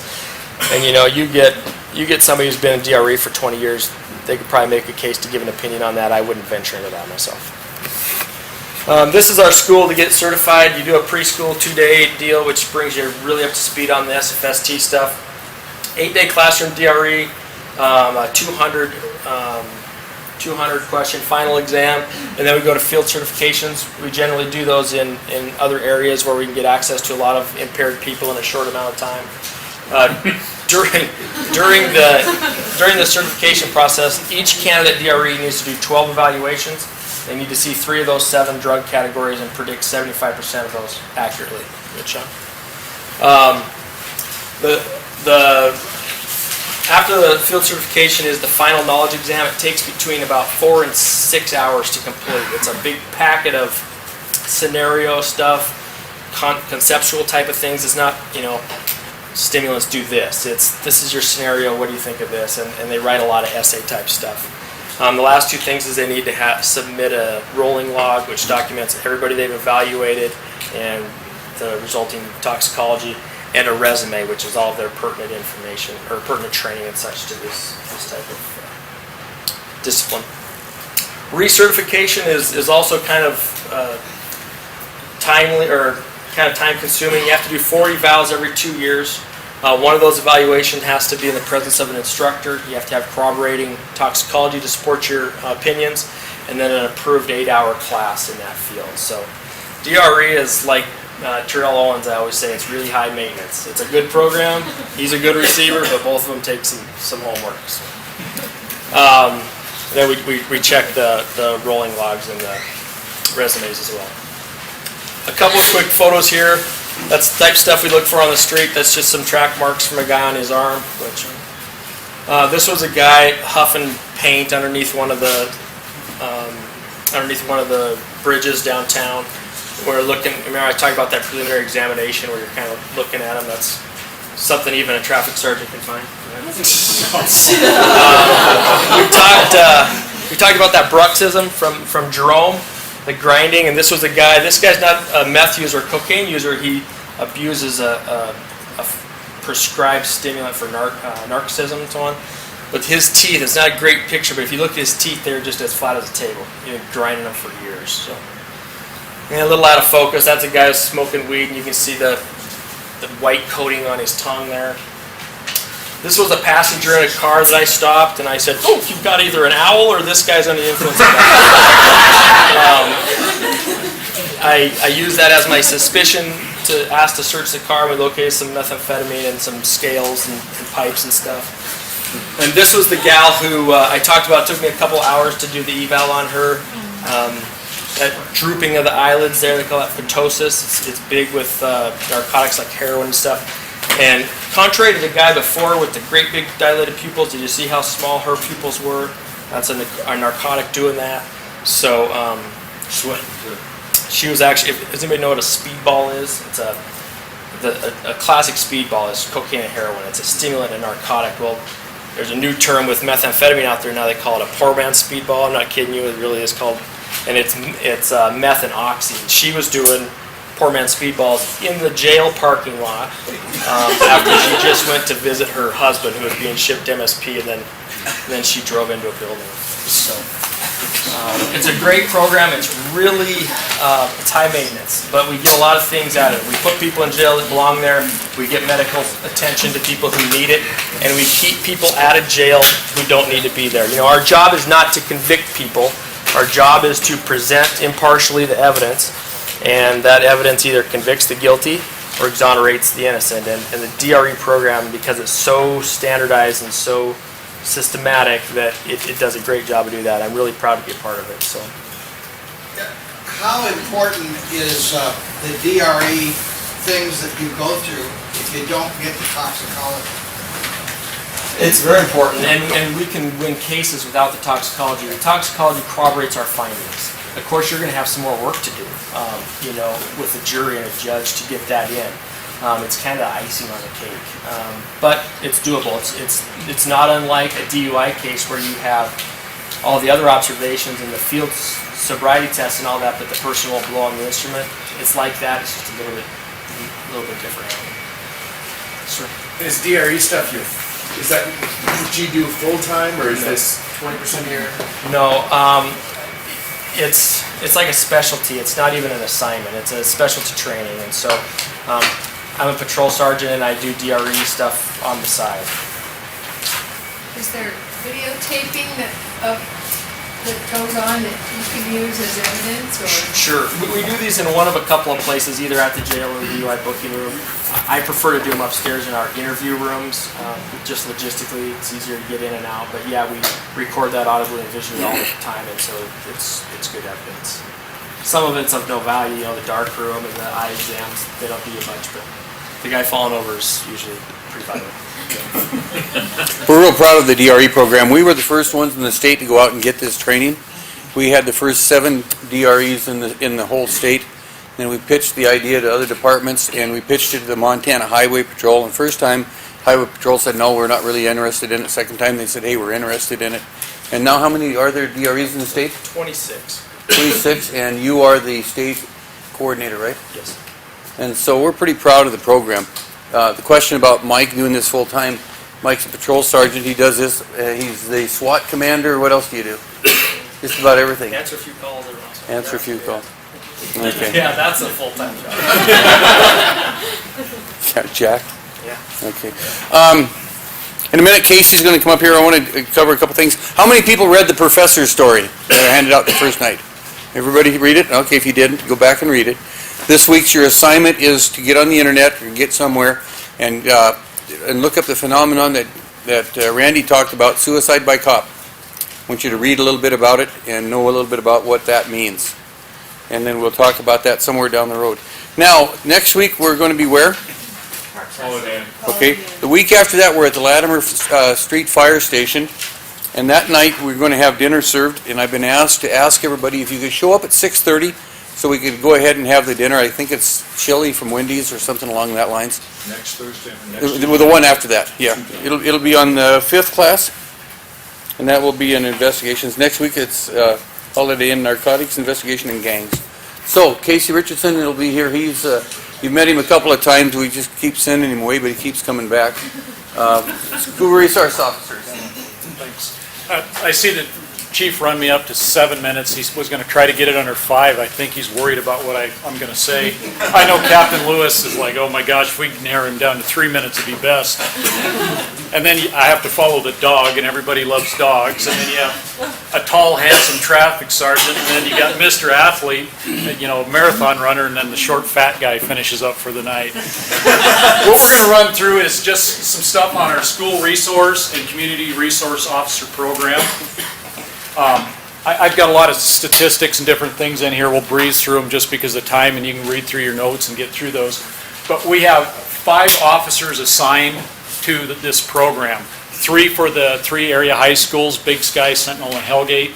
And then we have 2 community resource officers assigned to work in the middle schools and those grade schools. And they split their time between the middle schools and the grade schools. So they're on the run a lot. Like I said, the 3 SROs are in the high schools. What are the SRO duties and the CRO duties? What their responsibility is, number 1, is to make that school a safer place for the students, for the faculty, and to build relationships with those students. In the high schools, the high school SROs actually spend some time in the class and teach a number of different courses. In the grade school, they do teach a few things on a limited basis. While they're at the schools, they do handle as much of the criminal cases as possible, whether it's a student. You're trying to follow me and I'm bouncing all over, sorry.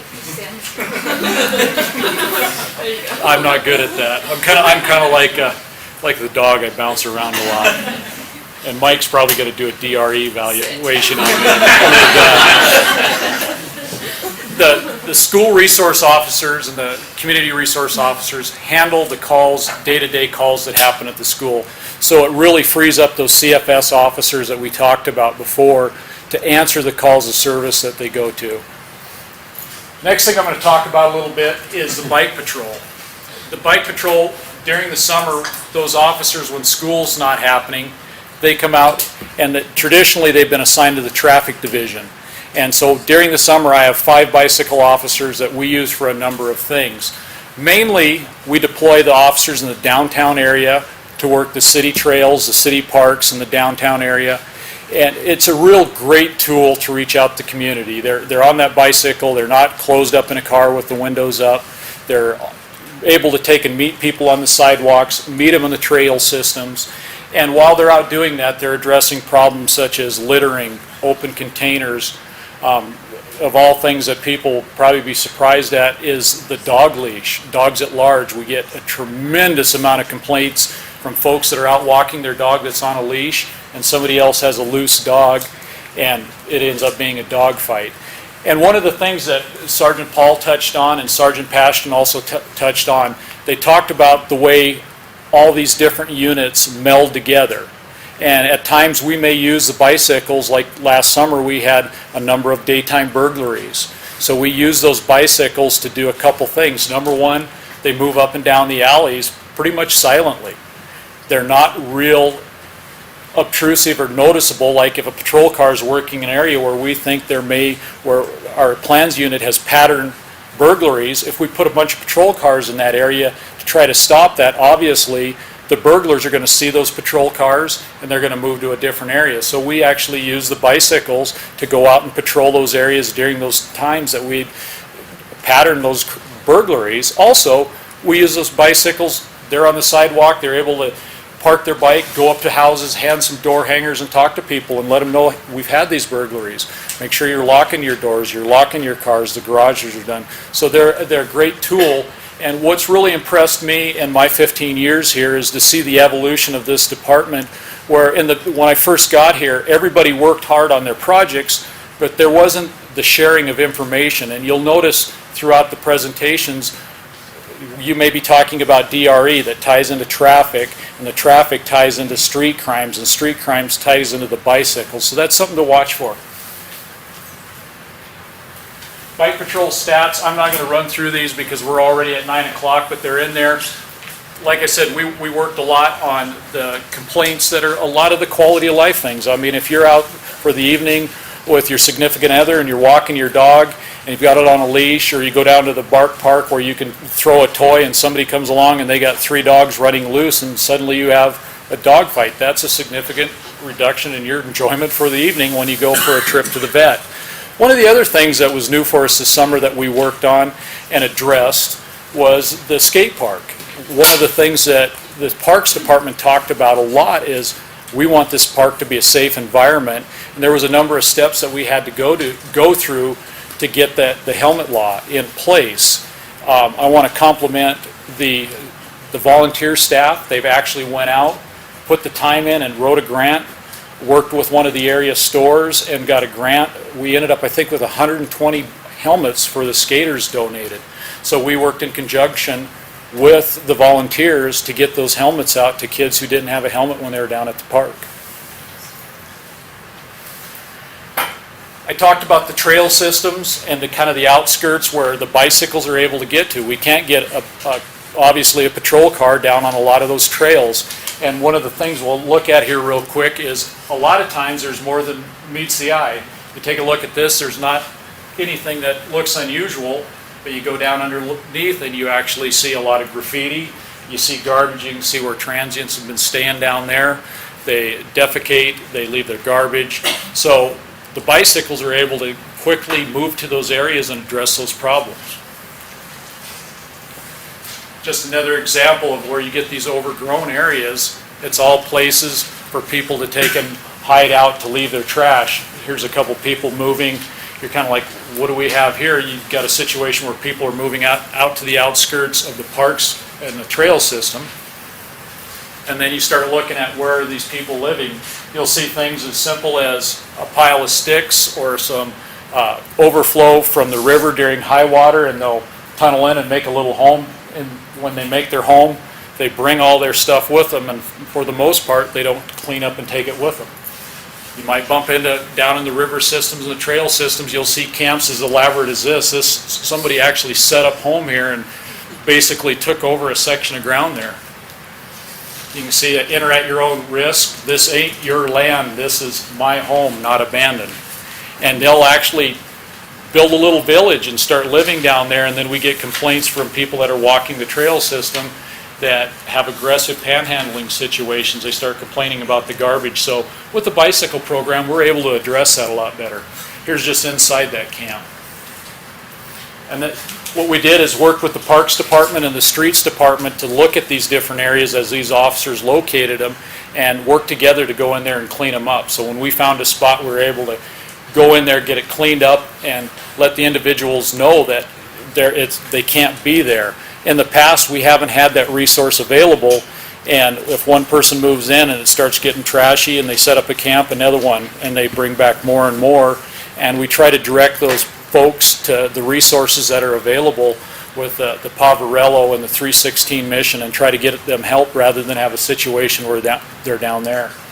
The Rainbow Kids, often we see big groups of them down at the park, and just an officer presence makes people feel more comfortable, the bicycles and those folks being there. I know I blasted through that really fast, so you guys can actually get out of here. I was close, we're only a couple minutes over. Anybody have any questions they want to fire at me? I don't know if it's traffic or you or the bicycles or who would answer the question, but I didn't see anything about bicyclists that don't adhere to the law, or is it just me? Is it not a problem, or is it just me? You know what, that's a great question. That, like Sean had talked about before, like we were talking about, oftentimes I may get that complaint and there may be an area and I may use my bicycles, but Sean and I will work together on those problems. The bicycle officers, that's an excellent point, work fantastic. I mean, if I'm in a car and I'm going down the street and a bicycle is going the wrong way on Main and they run through a light, me going the wrong way at 5 o'clock in the evening to chase them with my car is not worth the risk to myself, the citizens on the street, the vehicles for that violation, where if we have a bicycle officer in that area, we're able to do that. And Sean's done a tremendous job. I don't know if everybody remembers some of the articles from this summer on the downtown pedestrian patrols that we did with the bicycles, with people crossing in the middle of the street and crossing against lights. And we've also done those things. Sean's looked at pedestrian and also bicycle accidents, and we've deployed together on those kinds of projects. The motorcycles are very effective with that enforcement also. We raced, and his motorcycles won every time. Collier might be able to beat him. I've seen posters recently just downtown. It's called Real Change. Is quality of life behind that? You know what, Captain Lewis can talk a little bit about the program that the mayor is working on, and brought in all different aspects of the community, from business leaders, from people from the Poverello Center, the 316 mission, from health department, and really tying all those resources together to take and look at that with the Real Change program that they've done in the past, and to draw all these resources that at times went different directions. So grab him afterwards and he can talk a lot more about that. You know, when you talk about the different ways that we have transportation, Mark, we have a grant, Mark is buying a neat little instrument for us here in the future. that we're gonna be used. I've been banished from it. Actually, Casey's been given that task, but this last year we did apply for a federal grant that we're gonna use part of the money. Casey mentioned the fact that utilizing patrol vehicles down on the riverfront trails is not in our best interest in most cases. Although it's legal for us to do so, there is an exception in all the city ordinances that allows us to drive our vehicles down there. They tend to be looked upon by the community, rightly so, as kind of interfering with the pleasantries of taking a pleasant walk down alongside the river. So what we've done is find an outfit who will sell us a vehicle. It's a lot like it's a motorized golf cart in a sense. It has a small little pickup bed on the back of it, a utility terrain vehicle, I believe they call them. UTV. And we'll put that to use this coming year. One of the advantages and one of the things that we sought to do with that is you saw the bike officers. They have to be outfitted with a helmet and special shoes and shorts and shirts that will be cooler because of the amount of physical exertion that they do and that sort of thing.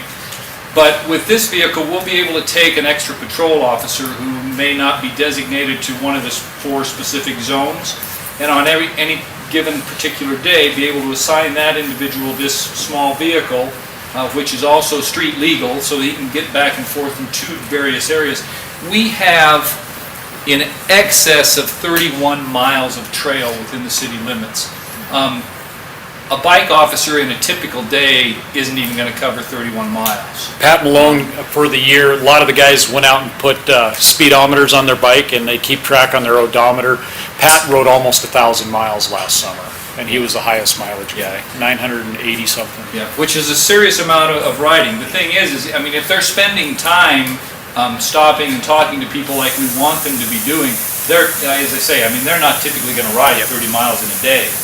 And so what this is, the idea behind this is to enhance the efforts that we already have of the bike officers and of the patrol officers in other realms, and just to kind of augment those and be a little less intrusive down on the trail system and around the parks. It's the same type of vehicle, for instance, that the Parks Department uses to go around and service underground sprinklers and things that people are already used to seeing in the park system.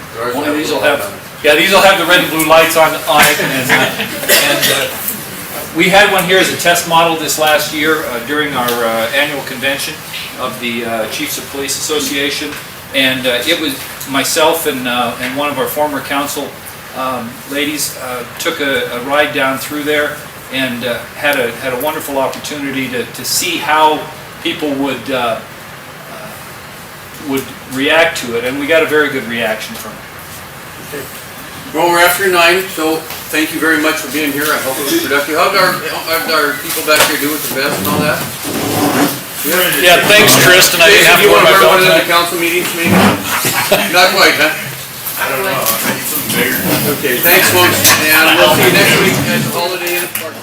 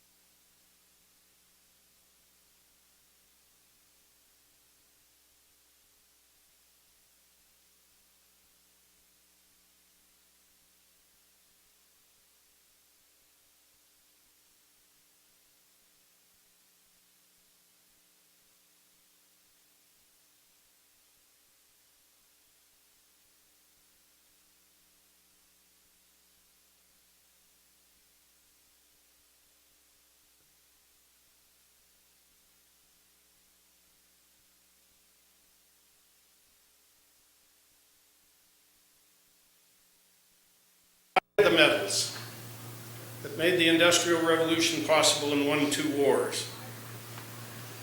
And as we stood on that bluff, we were watching more than just that restitching.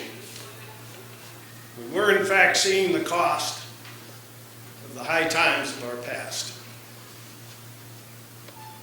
Now we need to do what people of Butte have done. Not be embarrassed about their past, but recognize that it needs cleaning now. And take some solace in knowing that the great grandfathers and grandfathers of today's generation made a living digging the pit and fueling the revolution.